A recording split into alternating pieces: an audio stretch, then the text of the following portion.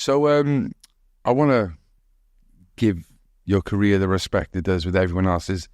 A lot of things we're going to talk about, some controversy as well. But I'd like to take it back like I have with all the other footballers. So you started off at Newcastle, yeah? Yeah. So I think I was first started playing when I was about 7 years old. Played local Sunday league football. Just enjoying it, you know what I mean? Just kicking the ball about. And it wasn't until 9 years old, there was a guy called John Carver who went on to be assistant manager to Bobby Robson and is currently Scotland's assistant manager now. He contacted my dad and says, I like the look of Michael. Would he want to join the School of Excellence, Newcastle? So I used to go to the School of Excellence, train twice a week, only for an hour, indoor. Not these 3G, 4G stuff. It was like a solid surface. Yeah. Look, I was just enjoying playing football. Do you know what I mean? It wasn't a thing that I never thought about. I want to be a footballer when I grow older. I want to play for Newcastle and that sort of thing. I just wanted to play football. Was you a big football fan though at the time? I was at the time. Yeah, obviously my dad was really passionate about football. Had season tickets and stuff like that. So I'd always go to the Newcastle games. Back then it was all terraced. He used to sit me on the bollard at the front, and he would go and stand and watch a game at the back. Yeah. And but they're the memories. Do you know what I mean? Yeah. Growing up as a kid and stuff like that. It's what football's proper football. Do you know what I mean? Yeah, definitely. And how old was you when you went into the School of Excellence? What year was this? Like 90s? 90 would have probably been 93. Wow. 93, yeah. So yeah, long time ago. But long time ago, yeah. So that's football, isn't it? That's where you have to start at some level. So I started in the School of Excellence when I was 9-10 years old. I think I was 13, 14 at the time, and Newcastle were going to release me. So straight away I spoke to some people. Well, not me, my dad. And I was going to go to Glasgow Rangers for a trial.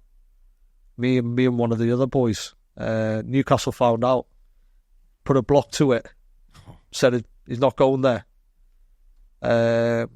They wanted to have a look at me a lot more and see my progression, because I was just small. Do you know what I mean? It's like a skinny run, played on the wing, fast as anything, whipping the balls in.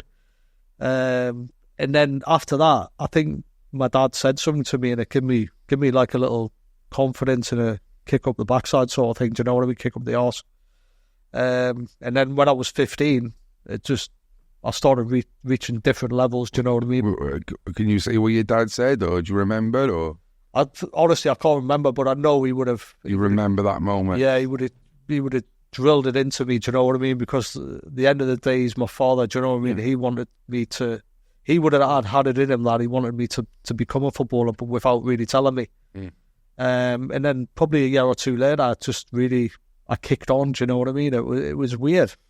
Yeah, and I think you hear it a lot in football, especially like Tom Lockyer we interviewed. He was let go by Cardiff because of his height. Yeah. And he went on to do great things. He started at Bristol Rovers and worked his way up to captain in a Premier League side, and it's like, how many people get released because of their heights? And if you're just patient with people. It's funny because it happens all the time, do you know what I mean? But back in them days, that's what people used to say. Too small, too weak. Not realising he's fucking 14. Stuff like that. Yeah, but you're 14, 15. You are going to grow, mate. Just give him a little bit of time. Yeah, so that's what people were saying, do you know what I mean? And I remember my dad was saying to me that you're too small, too weak and that sort of thing. You need to eat more food and this and that. Oh, that's what he said, was it? Get on the fucking wrestler burger. And so yeah, and then when I was 15, it really started to take off. I started to play for the under-17s and the youth team, the under-18s, reserve team level, travelling and stuff like that. And it was like, this is what football's all about. You know what I mean? I was ball boy for Newcastle when they were playing Champions League under Bobby Robson, Ruud Gullit and Bobby Robson. Yeah. I was in the changing rooms, like it was called match duty back then. Yeah. So you'd go in the change rooms, you'd put all the kit out with the kit. Yeah, well, what's it called? The YTS? No, is it YTS? Yeah. Yeah, it's similar to that. Similar, yeah. So would be 3 or 4 YTSs used to go into the change room before the players come in, put the kit out.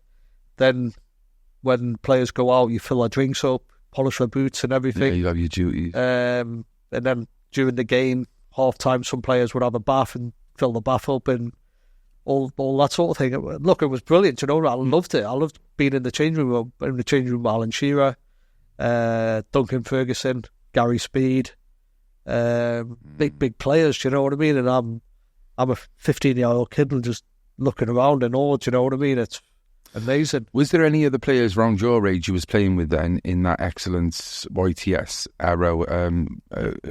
Any household names we'll know now, or?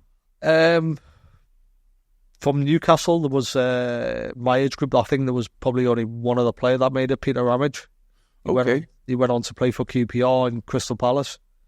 He's now the loans director, loans assistant manager at Newcastle now. And was he a Newcastle boy as well? He was a Newcastle boy as well, yeah. He was in the same age group and everything. We both came through together. Okay. So it was really good of the both of us to come through together. It's not many people make it in football, do you know what I mean? It's one of them things, but to have 2 or 3 players in my age group, it was special. Yeah, definitely. So from then, if you're looking at the Bobby Robson age, Ruud Gullit, you're looking late 90s anyway. Yeah, 99. And when was your breakthrough then, and how did that come about? So my breakthrough was in 2002. Bobby Robson was the manager. I'm scoring goals for fun, do you know what I mean? And junior level, reserve team level. To me, it was a matter of time. To me, it was too late. I should have played earlier. Yeah. But I think I was getting held back a little bit. Don't know why, but just my feeling. When you finished, you think about when you finish your career, you think about things, what have happened in your life and stuff like that. And I think I was ready when I was younger. Just the type of player I was and being a goal scorer. And let's talk through who was. All right, you had Shearer, but who else was there at the front at that time? Clive. Shearer, you had Bellamy. Bellamy just signed. You had Kieran Dyer. Yeah. Duncan Ferguson was there. So you're talking proper top players that were international footballers. And to Scotland don't count. Duncan Ferguson. But to be training with them as well, do you know what I mean? It was like these. You know, when people see them on TV and you see them striking the ball and stuff like that, and then when you're next to them, you realise why Shearer scored that many goals, why Bellas is the player he is, do you know what I mean, and stuff like that. Clive, I trained when Clive was I could see why he's one of the best players in the world. Before having your breakthrough, you don't train with them. You only train for them when you get called up, is that correct? I was training with them before. Brilliant, yeah. Because I was good enough, they would always kind of feed me into. Yeah, well, it'd be good opposition to train against. Yeah, exactly. Yeah, you're playing against the best. You know what I mean? And was you bagging goals in training? Yeah, I was still scoring goals. Yeah. I remember we used to have shooting competitions with Shearer and that for 20 quid. Whoever scored the most goals, 20 quid. I used to score more goals than Shearer and stuff like that. You know what I mean? But that was the buzz. You know what I mean? It was special moments. Yeah, I can imagine, mate. And what was your 2002? It was 2002. I remember my debut. Was against Everton. Home or away? It was at home. It was in the Worthington Cup back then. It's a Carabao Cup now. So it's gone to. I've 2002. I think that was the year. Well, it was the finals were in Cardiff. I think that was the year Liverpool beat Birmingham and Darren Pearce missed the penalty. Yeah. So it's obviously I made my debut. I came on. I think we've gone down to 10 men.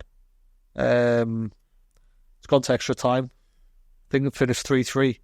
And it's gone to penalty. Rooney was playing for Everton at the time as well. Wow. Yeah. So there was a big thing in Newcastle, like Chopra versus Rooney, because we were both young kids coming through at the time. And then it's gone to penalties, and Bobby Robson's asked me if I want to take a penalty. Yeah, I want to take one. I'm a Geordie. I want to take one. Do you know what I mean? So I've gone up to take one. I've missed.